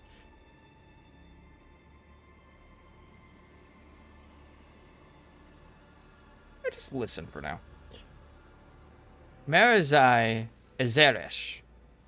Considering the circumstances, the Archon looks around the room and rests his troubled gaze on the Xenos in bright armor who interrupted him. The council finds Archon Emiris guilty. The blade of your truth cut through the shadowy veil concealing her transgressions. However, a glint of cruel mockery appears in his eyes. How dare you insult the council with such a pathetic complaint? You should have ripped Emiris' heart out with your own hands and granted her soul to Vect if you wanted to atone for the mistakes of the Reaving Tempest. Marazai's eyes widen, filled with astonishment and disbelief. He seems to have been certain of the outcome and did not expect what he is hearing now. His lips twist in an enraged snarl, hatred directed at the Xenos on the throne, and yet it finds no outlet under the gaze of the dozens of Drukhari in the chamber. To contradict my decision is to contradict the decision of Vect himself, fool. Something in Xenos' turn makes your heart skip a beat. Allow me to discipline you for your weakness. Today, the Drakon will lose his wings and plunge to the very bottom of the chasm. You will go to the arena to atone for your mistakes and impertinence alongside the rabble you have dragged to Komarag. If you are a true Drakon, you will rise again. If you do not, your suffering will satiate the worthy. Lay down your weapons and follow the guards. I will let you keep what little dignity you have left. This is my final gift to you, Marazai. Get fucked.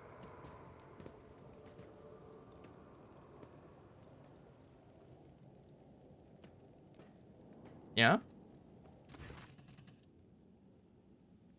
The Archon nods in satisfaction and makes an unfamiliar gesture. The guards draw closer to you. Let us return to you, Eremius. The Harlequin's laughter interrupts the Archon and echoes under the vaults of the chamber in a resounding baritone. And all the masts upon their marks now stand. The slave of vanity the spire ascends. The thief and traitor cast downward by her hand. Unbeknownst to all, their fate depends upon a lead unseen, a player green. The Harlequin leans forward and eyes you with genuine interest. Is this how you treat the hospitality of Cormorag, Arabanian? The Archon angrily balls his fist, the shadow of his wrath hanging over the Aldari interloper like a thundercloud.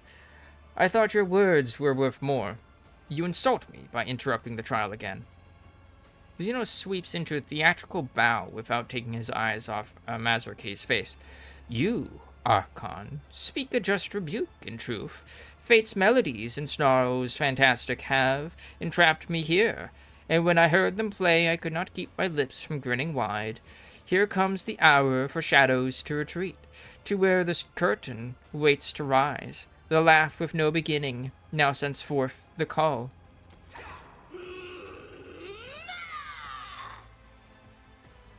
The chasm.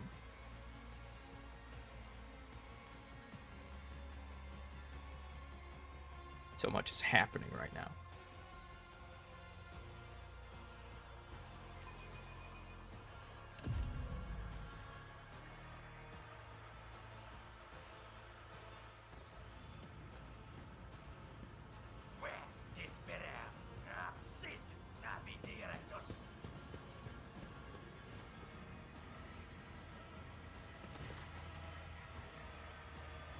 The world is an impenetrable haze of warm pain. You lie motionless? No. You rest. In the murky gloom, slowly dissolving into nothingness. Sometimes your repose is troubled by unpleasant and persistent tremors coming from the place where your legs used to be. You do your best to ignore them. Away, you vulture, this is not your prey. A vaguely familiar voice reaches you through the curtain of darkness, but your disobedient thoughts refuse to reveal where and when you have heard it before. Is it just recently, or 100 lifetimes ago? The trembling coming from your legs is replaced with a violent jerking motion, and then it finally stops. From the Phantasmagoria retreat, and deftly seize my merchant vagabond. The puppet master's strings left dangling again rise up to take your place and dance. Spark ignites in the darkness, and its light ruthlessly cuts through the gloom that envelops you. An ugly image of the reality around you assaults your retina. You can feel your body again and realize it is filled with pain. Your shoulder is sore from an injection.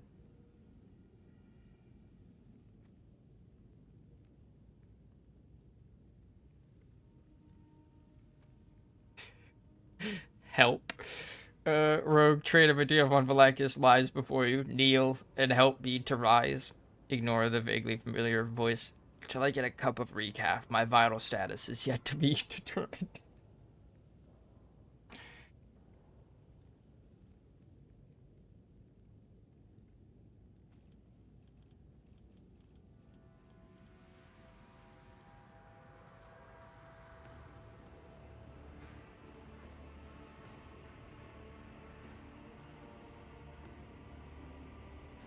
We'll go for the last one. Give me a cup of recaf, bro. Alas, the bliss of death will save you not. The whirling waltz of chance and gloom you'll dance. Prickling sensation burns your shoulder, and the darkness at last fully withdraws from your mind. Whatever the injection was, it is making your heart beat a frenzied tattoo. And your pupils narrow, so that you now register every detail of the disgusting place in which you have found yourself in merciless clarity. Feel your body. Failed. Every single inch of your body is suffering. Satisfied with this result, you do not delve into the detailed examination of your misfortune. All of your equipment is gone, as are your shoes. Not my shoes. But you do not even have a knife at hand to fend off enemies, or to open your veins. Look around. You are surrounded by the dead, numerous corpses, mutilated bodies and pieces thereof. Humans, Drakari, and other Xenos unfamiliar to you lie motionless in this gruesome mortuary. Look at your rescuer. Your eyes refuse to focus on the blurry figure of the person who came to your aid. He appears to be tall, and your mind emphatically refuses to continue. For every moment of concentration causes you suffering. I have seen you before. Who are you? A dream obscure of death, deliverance, illuminating will and agony. Where am I? Among the shadows in the wings you lie, where taut are pulled the puppet master's strings. Stranger intricately links his fingers to mimic the tools of a puppeteer. My companions, where are they? Not here. The roles have been decided now. But if you play your part, perhaps the plot will draw you back together, or to doom. Figure's cruel laughter follows. This overture in verse, in the final lines, the merchant's time to tread the board has come. Embark you now upon your pilgrimage, and take my parting gift, a humble prop. The stranger deposits something in your hand and disappears into the twilight. Gift from beyond the grave. An unremarkable and weak pistol. The engraving covering its surface is far more valuable than any meager stopping power it might possess. Attempt to rise.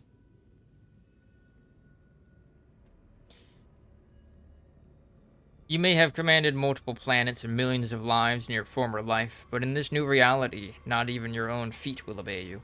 As if to punish you for your arrogance, your disobedient limbs send a sharp jolt of pain up your body. Remember all the people whose lives depend on you. Hundreds of faces flash before your mind's eyes. Friends, subjects, and companions. The universe is cruel and full of darkness, and your will and determination are the only barrier between your loved ones and its crushing apathy and brutality. You have no right to die. Not here, and not now. Resoluteness floods your veins like incandescent plasma, and you make another attempt to get up. Power of honor. Plus 10 toughness. Or permanent. Nice. Your bare feet feel like they are stuffed with rags and refuse to obey. You have to draw upon all your willpower to suppress the rebellion and stand upright. The pain that engulfs your whole body immediately makes you question the wisdom of this act of defiance. Ouchie. Find a way to escape Cormorak. 100 wounds. Your body's mangled by cruel torture. You're on the verge of death. Deformed bones.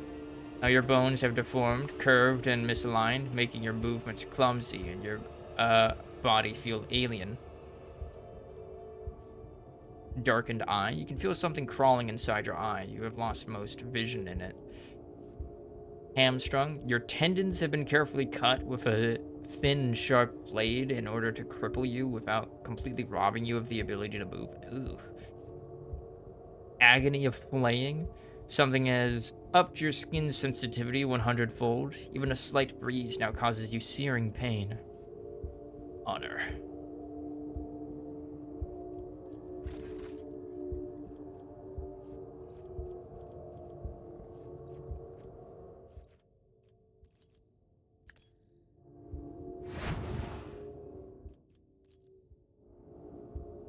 The corpses smile at you with warmth and quietly whisper, "It is over for you.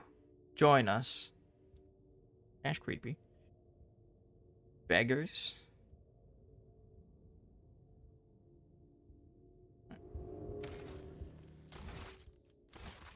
Oop.